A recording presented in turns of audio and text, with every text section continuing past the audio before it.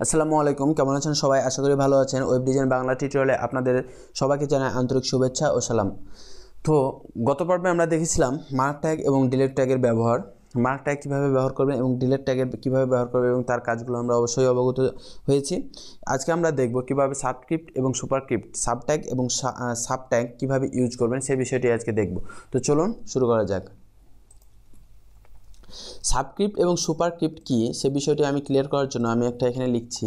ধরেন নিউ কথাটা লিখে আমি যদি পেস্ট সেভ করি, সেভ করার পর আমি যদি এখানে রিলোড দিই তাহলে এখানে দেখতে পাবেন নিউ কথাতে চলে আসছে। সাব মানেই হচ্ছে উপরে এবং সাব মানে হচ্ছে নিচে। কোনো কিছু নিচে যদি প্রিন্ট করতে চান বা কোনো লেটার, ধরেন এটা একটা রো, এর রোয়ের নিচে যদি আপনি এই লাইনের নিচে যদি আপনি প্রিন্ট করতে চান তাহলে সেটা হচ্ছে কি সাব আর সাবস্ক্রিপশান, আর ওপরে যদি আমি পিন করতে চাই সেটা হচ্ছে সুপারস্ক্রিপ্ট। তো এই দুইটা ট্যাগ সাবস্ক্রিপ্ট এবং সুপারস্ক্রিপ্টের জন্য HTML এর দুইটা ট্যাগ ব্যবহার করা হয়, সেটা হচ্ছে সাব এবং সাব। এই দুইটা ট্যাগের কীভাবে ব্যবহার করা হয় এবং এই দুইটা ট্যাগ ব্যবহার করে কী করা যায় সেটা আমরা দেখব। যেমন আমরা অনেকেই দেখেছি A² + B² এই সূত্রগুলো দেখেছি। আমরা যদি A² + B² লিখতে চাই তাহলে আমাকে এর উপরে আমাকে স্কোয়ার দিতে হবে, মানে এই পজিশানে আমাকে স্কোয়ারটা দিতে হবে। আমি যদি এখানে 2 লিখি তাহলে হবে না, আমাকে এই পজিশানটাতে দিতে হবে। তো এই বিষয়গুলো করার জন্য অ্যাকচুয়ালি সাব ইউজ করা হয়। এখানে যদি আমি এখন সাব দিই SUP, এটা হচ্ছে ডাবল ট্যাগ, তাই এর ক্লোজিং আছে এবং স্টার্টিং আছে। আমি এখানে 2 দিলাম। 2 দেওয়ার পর আমি যদি এখানে সেভ দিই, সেভ দেওয়ার পর আমি যদি জিনিসটা দেখি তাহলে আমার পেজটা জুম করা আছে আপনারা দেখতে পাচ্ছেন অবশ্যই। তো এখানে দেখেন যে আমি এই দুইটা আমি দিলাম কিন্তু দুইটা আসলো এর উপরে।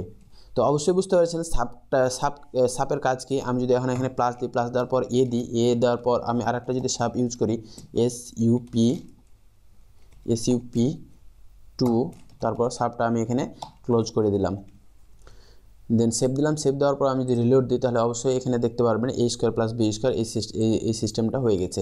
তার মানে সাব ইউজ করার ফলে এই টুইটা এর ওপরে দুইটা দেখা যাচ্ছে। সাব ইউজ করলে আপনি যে কোনো একটা ক্যারেক্টারের ওপরে বা একটা কন্টেন্টের ওপরে আপনি এই সাবের মাধ্যমে আপনি ইউজ করতে পারবেন। এবার দেখি আমরা সাবের কাজ জন্য আমি এখানে লিখলাম লগ সাব 10 লিখলাম, তারপর আমি সাবটা ক্লোজ করে দিলাম, দেন সেভ দিলাম। সেভ দেওয়ার পর আমি যদি এটা রিলোড দিই তাহলে এখানে দেখতে পারবেন যে লগের নিচে কিন্তু এই যে লগের দেখেন একটু নিচে, লগ লেখাটা একটু নিচে এই 10টা চলে আসছে।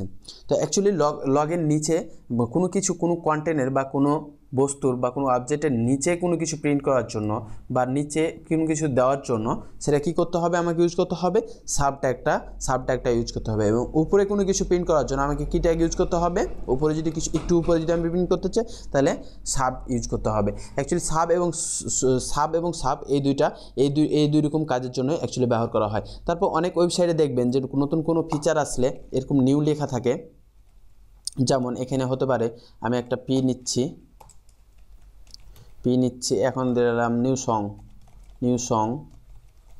সং এবং এর উপরে এখানে দেখবেন যে এভাবে সাব নিউ ইউজ করা থাকবে এবং এখানে সাব SUP সাব।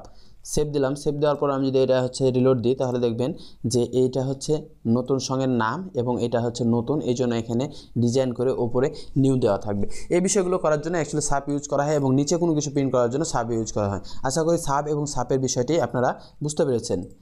তো আজকে আমরা এইটি ভিডিওতে দেখলাম সাব এবং সাবের ব্যবহার এবং সাব দিয়ে কী করা হয়, এই বিষয়টা আসলে সবাই ক্লিয়ার হয়েছেন আশা করি।